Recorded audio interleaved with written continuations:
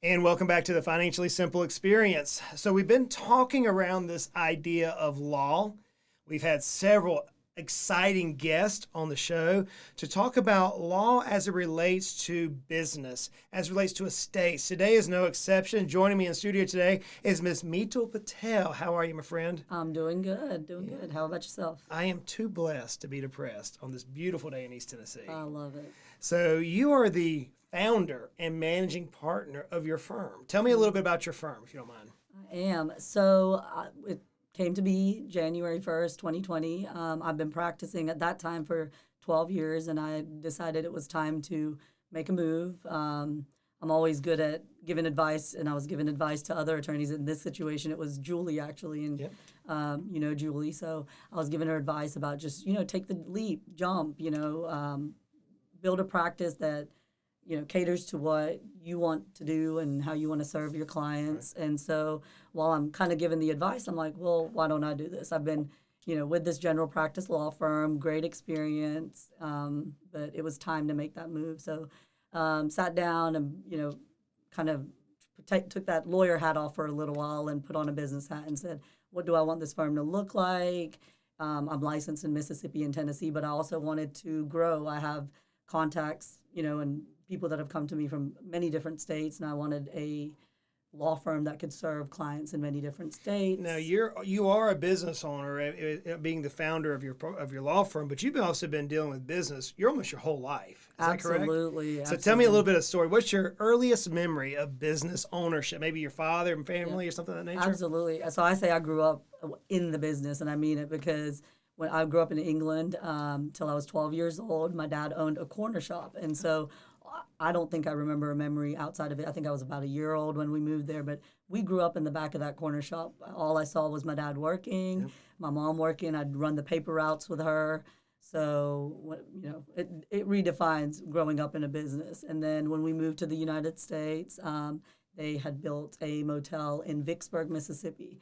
And again, there was a manager's unit that was attached to it. So I was still growing up in the business, a different business, but that's all I'd seen. I'd seen my parents work nonstop, but they built a life that they were so proud of. Right. And they also had the autonomy to do things that maybe I didn't see my friends' parents be able to do. Right. So friends, this is one of the things I love about Mital is that she is a business owner. She thinks like we think. She knows the stresses that we often deal with. But not only that, but you specialize in working with business owners. Before we dive into that, though, I understand you have two beautiful kids. Remind me their names. I do, Devin and Milana. Devin and Milana. And how old the hell's Devin and Milana? So Devin is 10. Milana just turned 8. So she's 8 actually going on like 16? 28. Yeah. 28. 28. Yes, absolutely. Before you know it, the time flies with the old Latin term, tempus fugit. It goes by so fast. I'm trying to teach my daughter how to drive right now. And I got to tell you, Mital, I've got more gray hair coming in from this right now than it's crazy. I don't envy you. I'm a little nervous for that time. He'll be here before you know it. Yeah. So we deal a lot with business owners, and I want to specifically, friends, today, I want to pick Mital's mind on this idea of selling our business. In our last episode, we heard from our business broker friend talking about the process that so many business owners hopefully one day experience. And right now, I don't know if I told you this, we have 7 business owners going through the process that we've helped them for years prepare the business for sale, and they're getting unbelievable offers. I'm talking best-in-class offers, but they're getting ready to approach this world of law, where law now meets with this idea, this dream, this desire to sell their business. So one of the very first questions I have for you centers around a purchase agreement. So for sake of the audience, in your definition, now friends, this is not legal advice. That's not what we're doing here. This is education purposes only, as we all know. But in your best explanation, what is the purchase agreement and what does it do? Okay, so with our purchase agreements, and I have a very different approach to my purchase sale agreements. It's literally laying the law of the land. Like, how are we going to go from owning this business that we put our heart, like our blood, sweat, and tears into, and selling it and transitioning it to this buyer.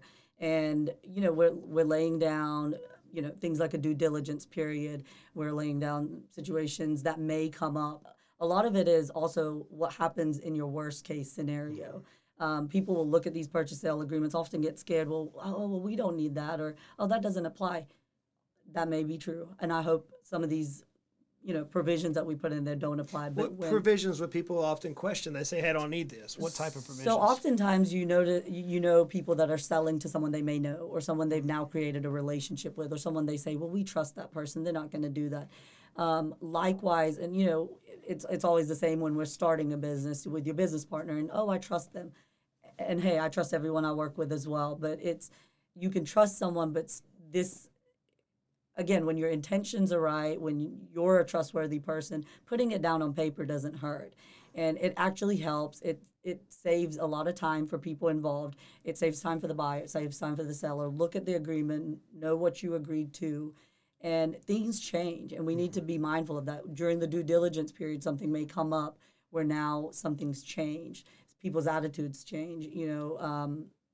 They may discover something and want to start renegotiating. It's literally, let's put it down on paper. If we need to change the terms, we can. We're just going to do it properly. We're going to do it in a by agreement, and it's clear to everybody. So where I typically see business owners hang up, and I think you may see things differently from your standpoint, I know you do, but where I see people hang up on is things like clawbacks and earnouts and retention bonuses. How important is the language of those type of provisions, and how would you go about helping protect clients in those three areas in particular? Okay, so with these provisions, I always say the business owner needs to remain in the driver's seat. It's not a one size fits all. I tell all my clients that your business is very unique to you, unique to what you've built. And so any provision that's put in there has to be practical. We've, as attorneys, I understand, I've read a lot of these where you're like, well, what does that mean? What does that make sense? Is there another provision, a couple pages down in the purchase sale agreement that contradicts something that's been said? So the biggest thing is stay in the driver's seat, know your business, and cater that provision to your business. In some situations, it's not necessary, and that's okay. But if it is a necessary provision in your business, and I hope I'm answering that question, but if it's a necessary provision in your business, cater it to your business. It can be in lay terms. It doesn't have to be in legalese. Okay. It doesn't have to be complicated. So common sense language is where it kind of boils down to. Right. Yeah. So whenever we look at the earnouts and clawbacks and retention bonuses, those are the ones that we often are money driven for the buyer and the seller, intentionally trying to protect each other from performance issues in the business. That maybe the performer wasn't geared properly, or maybe the multiple was on the high end. The buyer wants to make sure they're not going to get left hanging something that's really not good. Those are the ones I often see in terms of provisions that give me heartburn. From your perspective, is there maybe one or two provisions that give you heartburn? I want to go look at this right off the bat. Right. I mean, again, it's when you're, for example, when you're selling the business and you said the pro forma isn't as you expected, or you're wondering if this is correct. If you know your business and you're like, it's going to perform, I can back this up. It's honestly putting your money where your mouth is. Right.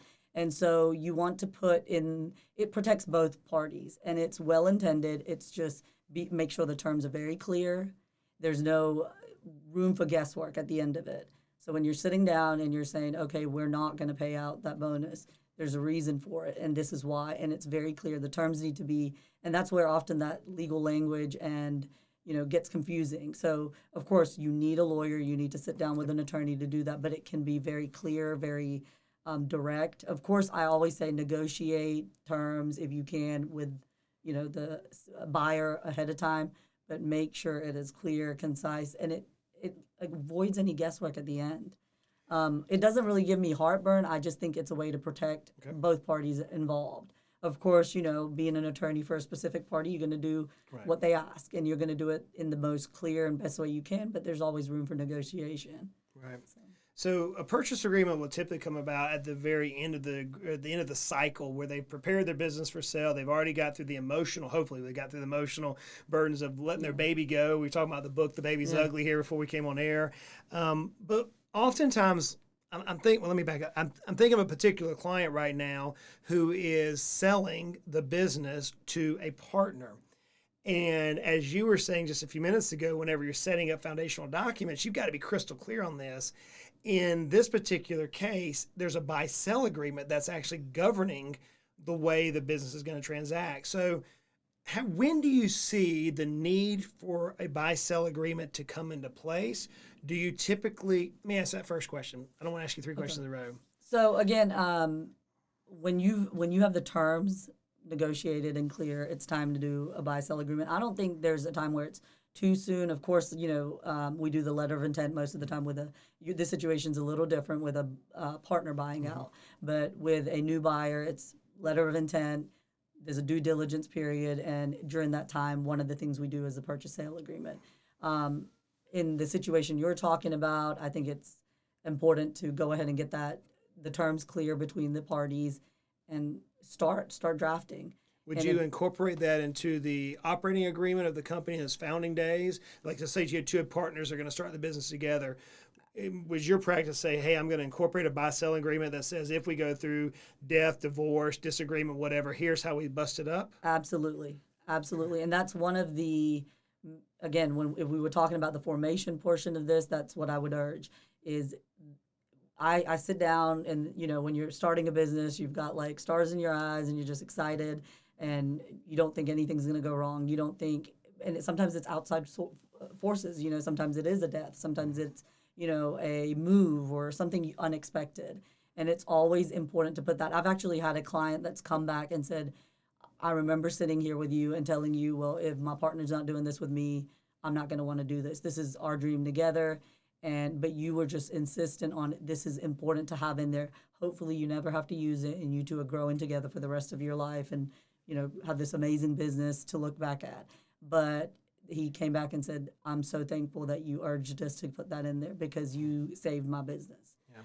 And it's so important because, again, when you're coming through during the honeymoon period, it's no different than when you're talking to a couple and you're like, oh, you don't want to have the hard conversation about do you need a prenup or this is why you may need it. It's honestly, both parties' intentions are, good.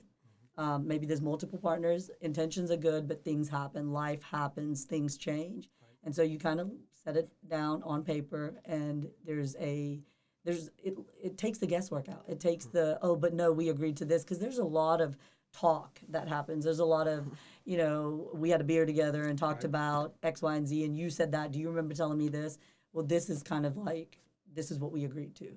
I had an attorney years ago say, if it's not in writing, it didn't happen.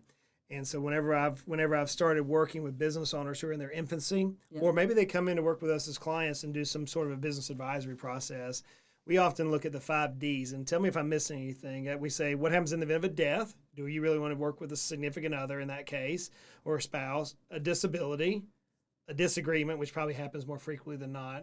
Somebody says the only ship that doesn't float is a partnership. Maybe there's a lot of truth to that.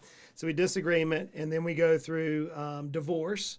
What happens if the divorce happens amongst a partner? How does that get involved? And then ultimately we deal with debt. Often, who's going to take on the debt?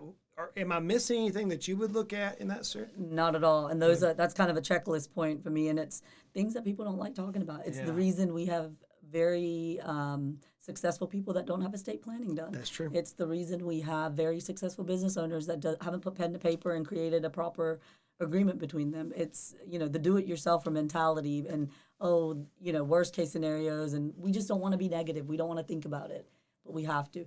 My whole thing is let's do it right now, let's get it done, knock it out, and then never look at it again if you don't have to.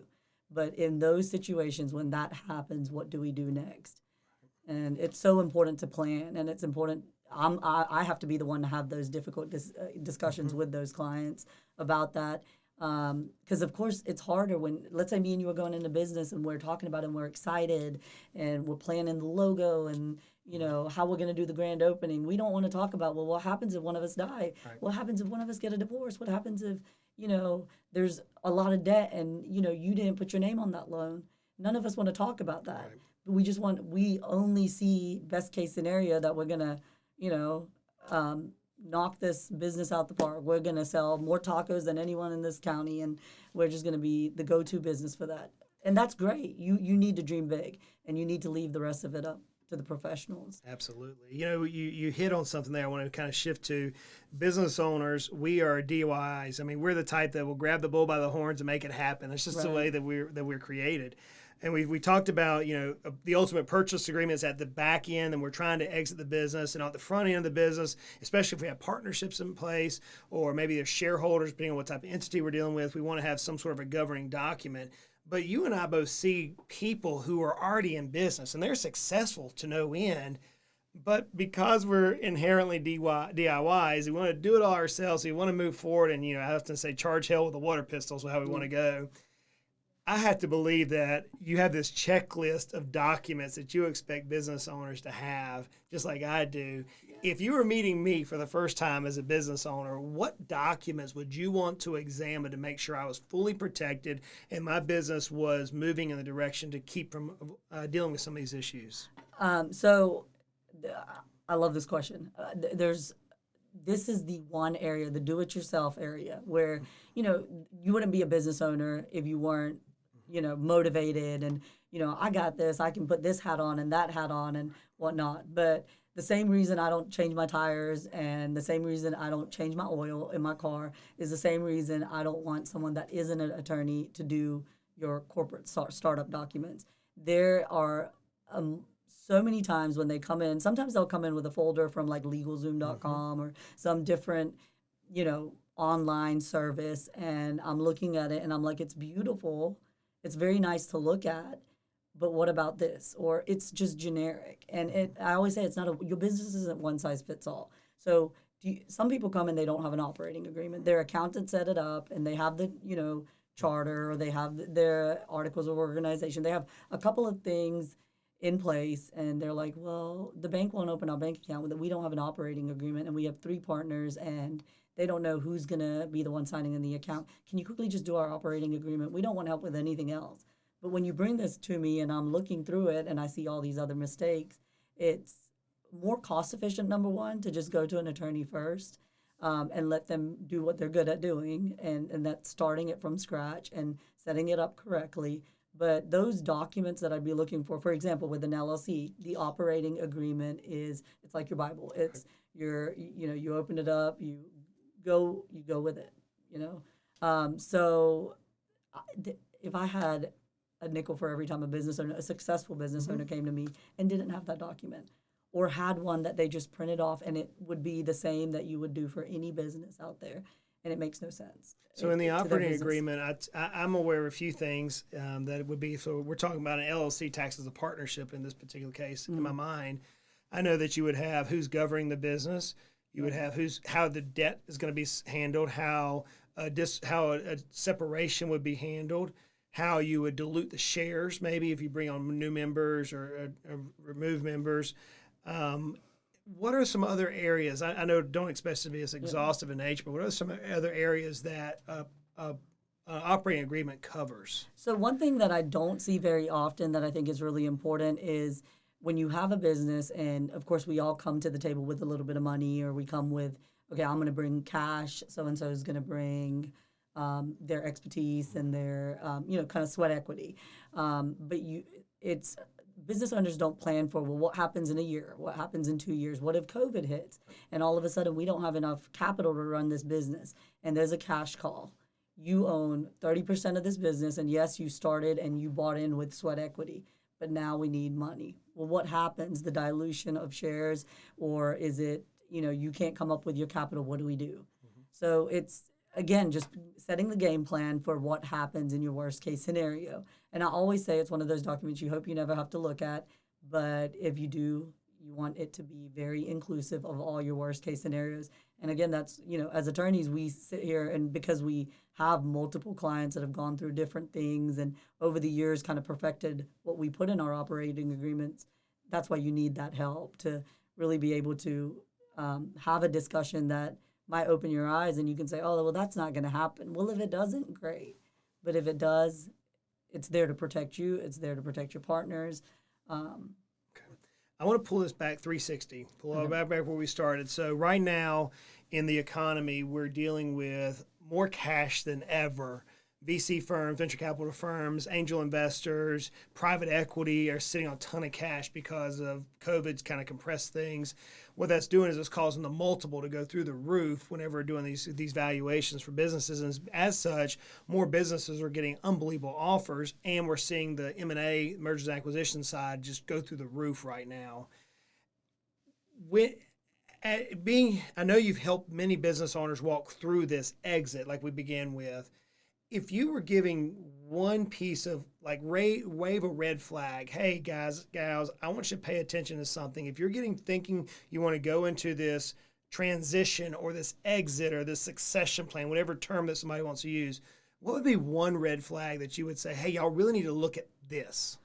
So mine is, you want to surround yourself. I always say this in anything I do, surround yourself with a team of people that are there to protect you, help you, and help you with your growth. And that's no different from when you're selling a business. If you're selling a business, like I said, always remain in the driver's seat. You know your vehicle, you know your business better than anybody else does. Remain in the driver's seat. What do you mean by that? So let's think of it as the transition of selling your business. You're about to sell the business, you have a vehicle. Simple as that. You're going to be in the driver's seat. Who do you want in that car now? Gotcha. So we're going to we need an attorney because the attorney's going to really get this put the pen to paper and create this purchase sale agreement, do some of these negotiations I need done. Who else do I need? Oh, what about my accountant? When it comes to the financial aspect of this, taxation, capital gains, what do I need to consider? What happens when I sell? I'm going to retire, so I don't want to buy another business. What's going to happen to my money? How do I continue to let my money work for me? I need to see about finding myself a financial planner that can help me continue to grow my money and not squander what I've worked so hard for. Who else do I want in this vehicle? Maybe a business broker or someone that can appraise my business. And all of these professionals that are good at what they do, maybe not, wearing all the hats at once, but they're good at what they do. They come together and they're going to help you transition, sell your business, and, maximize your profits, but also, live your life after that. It doesn't end there. And so how do you continue after the fact? And I think, it's always a hard sell for business owners because we're do-it-yourselfers and we think we can do it all. We can wear every hat. But, I'm not going to invest my own money because, like I said, I don't want to change the tires on my car for the same reason. I'm good at what I'm good at, and I'm going to focus on that. Absolutely. So that is sage wisdom, as I call it, right there, friends. Mital just dropped the mic on that one. That's amazing. So let's get a little lighter here. Now, you probably can tell I love to read. You've seen some of the books behind us here. Right. For those of you who are looking at us on YouTube, we have a ton of books behind us. For those of you who've been to the office, I have books everywhere, Mital. I mean, you've seen some of the shelves in this office. I read a book a week, and I have since I was 16, so I love to read. That's awesome. What are you currently reading or recently read that you're like, hey, you need to check this out, Goodbread? So I used to be just like you once upon a time, and then life got ahead of it. Life happens. Life happened. But one of the books, and I have like kind of cracked the cover, but I've read like every summary about it, everything, but it's What Would the Rockefellers Do? And it was actually suggested to me. Garrett Gunnarsson, I believe, wrote that book. Am I correct? Right. Yep. And so I'm cracking open the book now and excited to read it. But I feel like I already know a lot of it because I've read every summary you can think about. And especially doing what working with business clients. And I always tell my clients, dream big. I want you to one of my favorite quotes is, "I rather choke on greatness than nibble on mediocrity." I've never heard that. That's powerful. Who said that? Do you remember? Okay, friends, I want you to do us a favor. We can't think about who said that particular quote. Say it again. I'd rather choke on greatness than nibble on mediocrity. Okay, so I want you to Google that, and then whenever Mital tells you how to connect with her, let us know where that is. Shoot us an email, connect with us through social media, and let us know who said that quote. That'll be something amazing for us. Yeah. I've never heard that before. That's a powerful quote. And I love telling my business clients that. We can be average. Nobody's shooting to be average. Nobody's sitting here like, I'm going to run the most average taco shop you've ever seen, or I'm going to run the most average hotel you've ever seen. No one's shooting for average. And so, I'm really excited because all of my business owners are really, they're dreamers. They dream big, and I want them to. I want them to do that while remaining in the driver's seat, and I want them to do that while they know it's not a one size fits all. Right. Like the kind of purchase sale agreement I'm going to do for a hotel owner with 6 investors in there with him is completely different than the nail salon that, it's a husband wife owned business and they're finally selling. So it's, I think I'm getting a little off. No, you're here, fine. but, You're fine. So let me ask you this: as my last question for you. So we have tens of thousands, if not 100,000 plus people who who are going to hear this. Majority of them are like you and I. They're business owners. They've in the trenches. They've ridden the horse before. I mean, this is not a first time rodeo for them. What one piece of advice from your over a decade now being a business owner, being a founder, wearing many of those hats that all of us wear, spinning the plates, whatever analogy you want to use, what is one piece of advice you would say, hey, friends, look, from one person to another, from our peeps here, here's what I want you to take away. What would that be? And I think we've talked about it probably, it's surround yourself with people, whether, when you're doing business, surround yourself with people that are going to help you with your vision, grow your business. When you're selling your business, surround yourself with the professionals that are going to take you to that next level. It's, we're not great alone. We're going to be great with the team and the people that we surround ourselves with. And it's important because as business owners, we're so, do-it-yourselfers. My parents, I told you I grew up in that corner shop. They did it all. They did every single part of that. They negotiated everything. And, once upon a time, it worked. And I just think we live in a different world today, and we have to be mindful of that, and we have to delegate and say, we want the professionals to look at this. And so just surround yourself with those people that are going to take you to that next level, transition you from the sale of a business into a successful, retired, living your best life.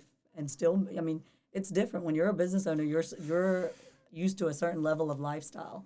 And that's probably the hardest step in selling a business. It is. But it can be done, and it can be done seamlessly if you have the right people in your corner. Yeah, we often say don't trip over dollars to chase pennies. And 100%. so many times don't we do that as business owners? Growing up in England, we called that penny wise, pound stupid. There we go. There we go. Well, friends, let me ask you this last question, Mital. If someone said, hey, look, I love your philosophy. I know you work, I think you said in Tennessee and Mississippi. Yeah, I'm licensed in both of those states. We have an attorney at our office that's also licensed in Ohio. Okay. And we have an attorney we're working on to probably be of counsel, but she is licensed in Georgia. So we cover a lot of states. As attorneys, we can always pro hoc in if we need to for certain cases, and we can collaborate with other attorneys. So when it comes to business is my passion.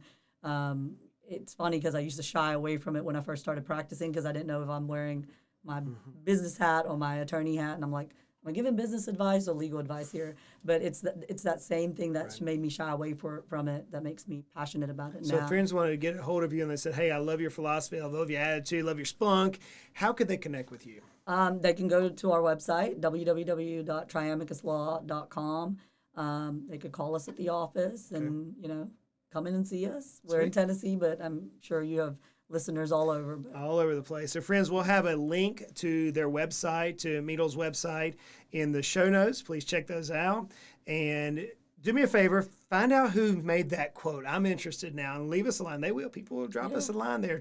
Connect us on social media and drop us a line and say, hey, here's who said that particular quote. I can't wait to hear that. And friends, I realize that the law is tough. I realize that. If we're not attorneys, and I'm not an attorney, that's not the world I play in. If we're not attorneys, it can be frustrating. It can really be frustrating. This is why I love your advice. This is why you hire razor sharp professionals to help you reach your goals. So life is hard. It is. But life is good. Aren't we blessed? We're blessed beyond measured. It's blessed beyond. If you turn on the TV today, you realize how blessed we really are. Absolutely. We're blessed. But it can be frustrating. It doesn't have to be. Let's continue to make our lives at least financially simple. Hey, y'all go out and make it a great day.